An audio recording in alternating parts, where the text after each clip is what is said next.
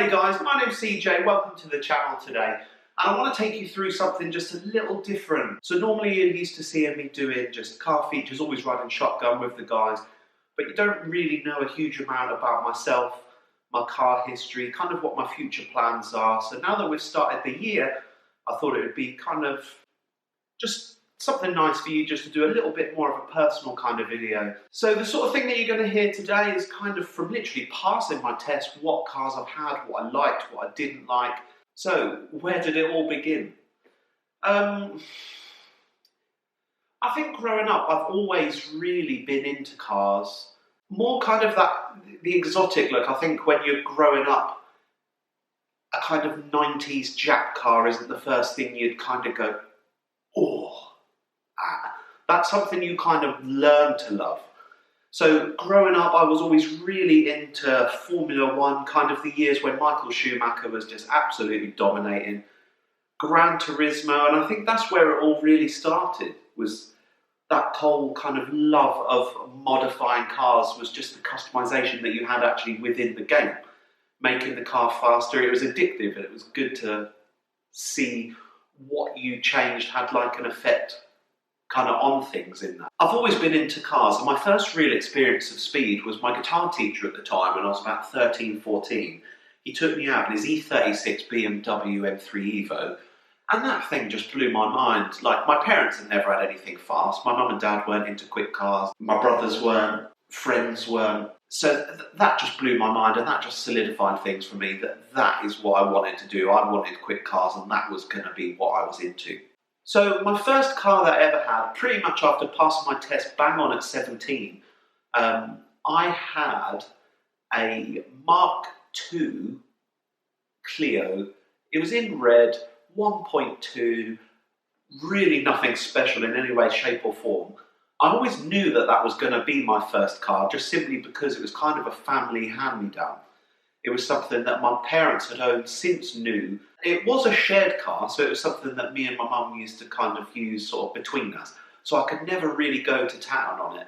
But I knew as soon as that was mine, literally in high school, I'd spent all my time in IT lessons, literally looking on the internet, looking at body kits, exhausts, just all sorts. Like literally from such a young age, I had that bug. Obviously, with my mum driving it, we couldn't really make it too over the top kind of chavvy. I've done some kind of interior bits, like lots of colour coding. And when you can't go fast, you go loud. So I had a few subs in the back. And it was just crazy. I mean, you guys tell me in the comments below if you ever went through that stage of just being stupidly loud. Because let's be honest, at the time, I thought I was the man. Like, you know, whack the bass up, play some really loud tunes. And I thought that that was great. But actually, think about how you feel when you see someone doing that now, and all you really hear is just body panels, just like it's just not cool, is it? What was I doing? But I did love it. I did love it. Like for 17, I thought that that was a fairly nippy car, but I knew that I wanted to progress beyond that. So after the Clio, I decided to stick French, which God knows why. So I bought a Saxo VTR. In black, aged 17. At the time, these were literally probably one of the most popular car on the roads, and smack bang in the middle of the max power era, to actually stick to a stock bodied one was actually a bit rare. So I didn't really do anything over the top apart from lower it. I changed the rear lights to a set of smoke jewel ones, which I really quite liked with the black. We changed the exhaust system to a Super Sprint straight through. That thing used to literally just pop really nicely just on overrun. I really liked that car. It was loads of fun. Completely stripped out. Never used it on track because at the time, just the wage that I was on, I couldn't really afford to break it, really. And the tyres I had just were ditch finders. They just weren't good enough. I've had lots of cars that I really should have took on track, and I regret not doing it now. But being completely honest with you guys, I always made excuses as to why I didn't.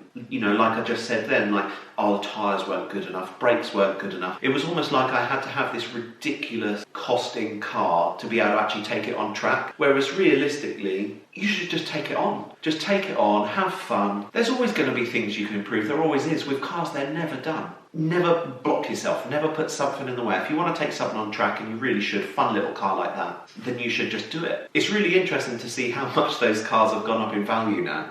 So considering I bought that for $2,300 from a local woman who lived close, literally peanuts in terms of how many miles was on the car, it was really looked after, great example. I would spend a lot of my time on Saxperience, which was like the owner's forum for Citroen Saxos. And that was kind of what everybody did. They lowered it that amount, they powder coated the wheels, they added this exhaust, like it was a really set system. And even at such a young age, like if you did anything different to that norm, the hate that you got on that site was just really toxic.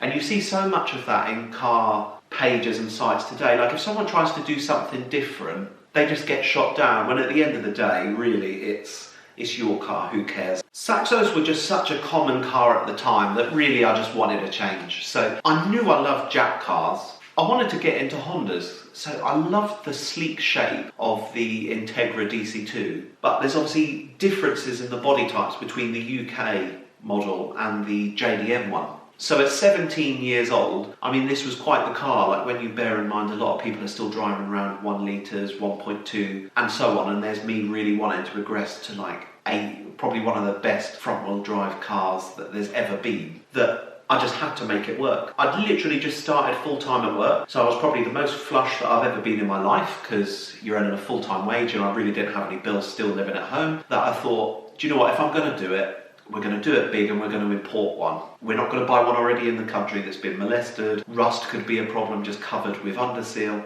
Let's get a brand new one. So I contacted Andy at 200 BHP Cars. I think he's got a new business name now, because he's definitely still going, but I can't remember quite what they're called now. So he was based in Newcastle way. So contacted Andy, and the service was superb. You had to put down £1,000 deposit just to secure his time to look for a car, and obviously his use of contacts. I was sent numerous pictures from cars in auctions and so on at Japan. So here's a picture of it while still in Japan. Once we agreed on the car, it took around about 6 months or so to actually get into the country, and it arrived shortly just after my 18th birthday. And this was just absolutely awesome. I couldn't believe that I was going to be driving this car. So me and a few pals, we took the train journey down to Newcastle, and Andy had said to me that I just needed to call him at the train station and he'd just kind of talk us through where to go. I'd been trying to contact him all morning and didn't really have anything back, but weren't too worried, he's a busy man. Got to Newcastle, no answer on the phone. Okay, fine. Could still be a bit busy, waited around a bit, still no answer. So I thought, all right, this is a bit weird. Like, you know, obviously he said that he wanted us to call us just to find out how to find him and so on. So it started going through my head. I was like, shit, like, have I literally just now paid all of this money, which you have to pay before you obviously go and collect the car? I literally had a few £100 outstanding, that was it to pay in cash on the day. I thought, literally, have we been done? Like, we drove to the industrial estate where all these kind of contact details on the website and thing took us to. And the unit that he told us he was in, as you drove into the industrial estate, was blank on the board. And I just thought, no, literally, I've been done. Luckily, we turned around the corner to this unit, and I'll never forget it ever in my life. Garage doors were wide open, and it was literally just sitting there gleaming, looking perfect. Like, this thing was just insane. Like, I couldn't believe it that this car was mine. And at the time, so the cost of buying that car, including the shipping, and it included the MOT, there was a few bits that were painted on it and undersealed, serviced, the lot, and it was just over £6,000. Like, you try find one now for 10, 12. Both DC2s and EK9s have really gone up in price. It's insane. After collecting the car, obviously we had a nice little trip home all the way from Newcastle to Great Yarmouth, which was where I lived at the time. What a car. I just couldn't believe it. Owning a JDM import DC2, honestly, I'm telling you guys, it's not without sacrifice. So although the car, compared to today's market, sounds cheap, the cost of insuring it, so again, it cost me, wait for it, £3,800 to insure third party. Let's just have that sink in. I really didn't have any option. I was so blinded by the fact that I wanted to drive this car that I would have paid anything at all costs to be able to do that. And I know, looking back on it now, I think the first 3-4 years what I spent on cars, mods, insurance, my God, if I'd have just waited until I was a bit older, what could I have had? But at the end of the day, you're growing up, you don't care, you want these experiences, never regret anything in my life, so is what it is. So drove the car home, and I never tracked it. It was mostly just street car for me, and like we'd attend a few shows and things, and I kept it for a good few years or so. In terms of modifications to the car, coming into the country, so it's a 98 spec DC2, so the differences between a 98 spec to the earlier 96, we had larger brakes, there was a different rear bumper, HID lights, and that was just some of the spec. That's why I went for the 98 spec. It will always hold a really dear spot in my heart, that car. Absolutely loved it. I would own another one. I've got to be honest, as much as I do love Hondas, that lack of torque, NA, and having to absolutely rev the tits off the thing everywhere does get boring. It does. It was just a really loud and leery car. Like, I had a full straight through decatted spoon system, and for those of you who know, you will know that is super loud. Championship white car, carbon bonnet, carbon J's intake, carbon lip splitter, I'd done the wheels red. So I ended up having to sell the DC2 just simply because with work at the time I was doing a 2-hour commute a day, 1 hour each way, and that was my daily. I couldn't afford to have, say, a second like diesel car just to trundle around in. 2 lots of tax, 2 lots of insurance. At the time I just couldn't do it. I'd had the car out like a good few years, so it was just really tough to let that go. I actually ended up swapping it for a GT TDI Mark IV Golf with some cash my way. And I had the Golf for years and years. Like, in reality, I only sold it. I gave it to a friend who scrapped it and gave me 50 quid, but that's a story for another day. I ran that car into the ground, but it was super reliable and it did what it needed to with work. Shortly after selling that and just keeping the Golf for a period of time, it wasn't too long, it was maybe around about a year or so that I kind of didn't have a particularly nice sporty car. I really fancied a Pulsar GTI-R, and that car for me, that is the one. I absolutely loved that car. So I managed to buy one, and at the time they were just dirt cheap. I picked it up for around about 3,000, and it had a lot of work done to the car. So it had a Norris Designs fully forged engine, hybrid turbo, tweaks to the suspension, wheels, and it was running 350 brake, around about 1 bar, but it had like a really old school manual boost controller, like literally just a screw. So I turned that up a little bit. So as far as what power I ended up running, who will really know? I had that car for a year and it was faultless. Like, you hear so much just about chocolate gearboxes, and I think it's in that same bracket as the RX-7 for people who just kind of believe all the hearsay, the hype about how unreliable it was. But for me,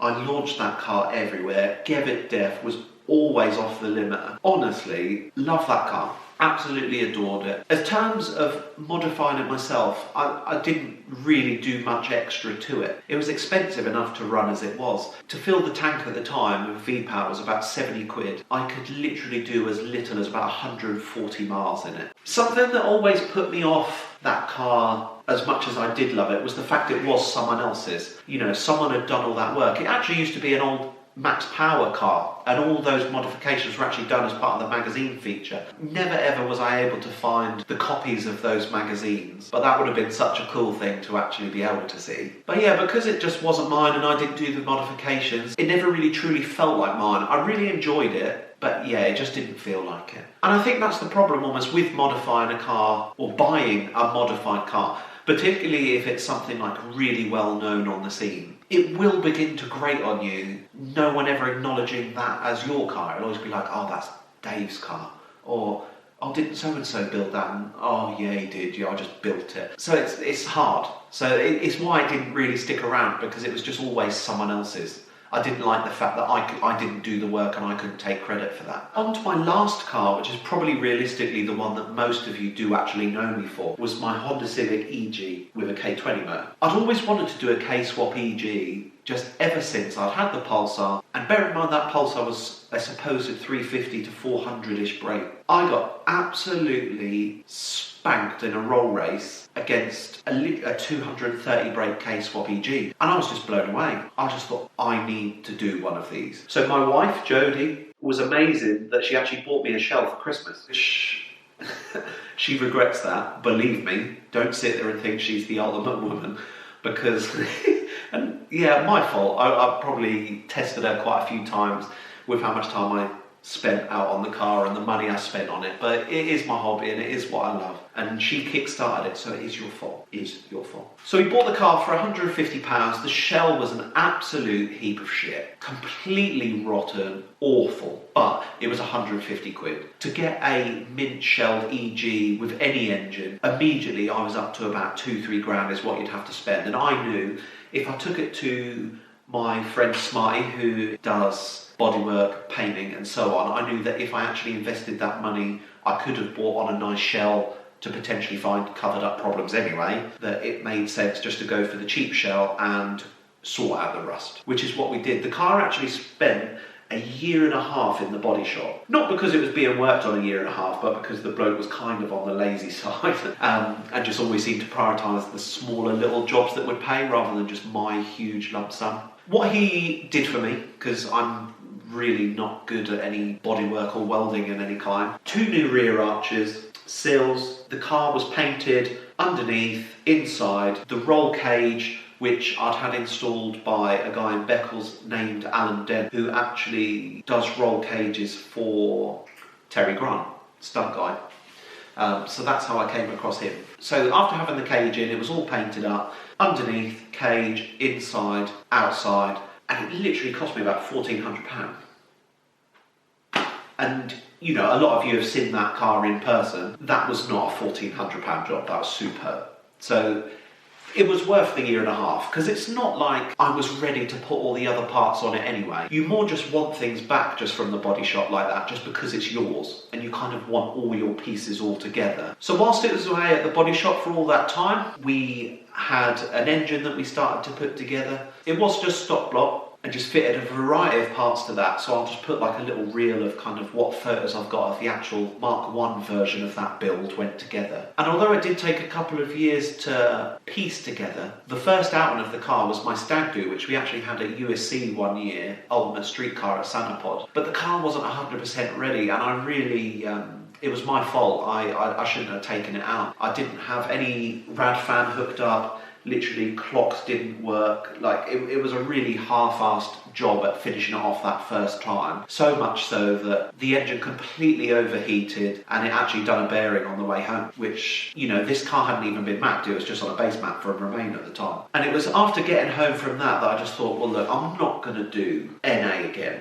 Let's really push it. Let's go supercharged. Let's buy that Rotrex kit. So I remember on Christmas Day, I'm there and I bought it. I bought that Rotrex kit, and I don't forget it, and I don't regret it. It was the C3891. Upon having the car mapped with Remain, 438 brake, 278 pound-foot, and that was actually capped back. It actually rolled 478 to begin with. And I remember the first time I drove it, I literally did just think, what have I done? I've ruined it. It just felt too quick. I just couldn't get used to it. But we shortly did. And again, I had the intentions of tracking that car so much, but I was so deep into the project.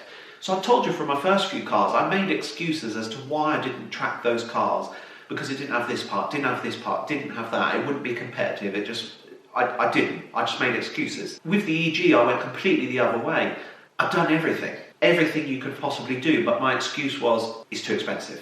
Now, insurance for that car really wasn't a problem. It was around about £400 a year that I was insured with Brentaker, so really not too bad. And that was everything declared. I've always declared every single mod, and I recommend that you do. The only track I ever took it on was Rockingham a couple of times, and I really enjoyed that track. But it got to the stage where I'd spent 5 years building it, that when it was actually done, I almost didn't want to spend any more money on it, like ever fixing it. I was like, it's done.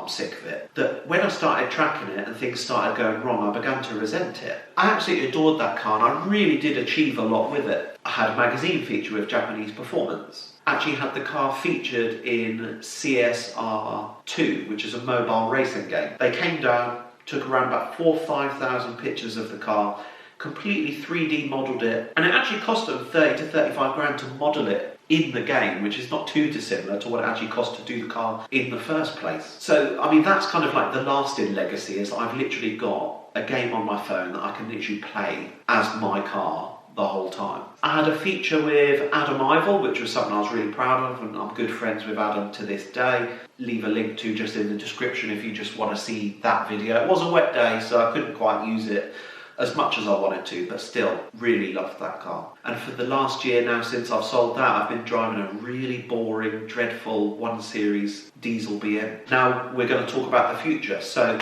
I do want to bring a car to the channel. I don't really know to what extent I can do it, but I do want to do another build as such. This time, no excuses. I'm looking to buy another Pulsar GTI-R because I absolutely love those cars, and I want to have a spec that's running around about 350 brake. I want to buy a relatively stock car, front mounted intercooler, changes to the turbo, and just see where we can take it. But the money for this one, I just want good suspension, good tyres, good brakes, and I'll be tracking it from day one. In actual fact, I might even do a track day stock Pulsar GTI-R to see how we get on, to then work out really what I need to upgrade. So yeah, the channel for 2020 is going to be much about all these crazy features that I want to do, and hopefully doing a sideline build project of the Pulsar and tracking it. Now I could have easily done an EP3, but I feel there's way too many YouTubers already who've got that as a track car or as their main car for the channel. So for me, I want to try and do something a bit more old school, away from the norm of like the M3s, 4s, 5s that you see on various other channels at the moment. And I want to go more old school. Like, I actually want to show you a build. Like, I will be trying to do as much of the work myself as ever. Here's to 2020. Here's to a good year. Thank you so much for everyone who subscribed so far. I can't thank you guys enough just for helping me just live out this dream of wanting to make something on YouTube, just working with cars. I started YouTube because I didn't have a nice car at the time, but I still wanted to attend the shows and still make something from it. So thank you so much, guys. Hopefully you enjoyed this video and you could just know a little bit more about me, my cars, what I've been up to, and what the future holds for CJK20. Thanks, guys.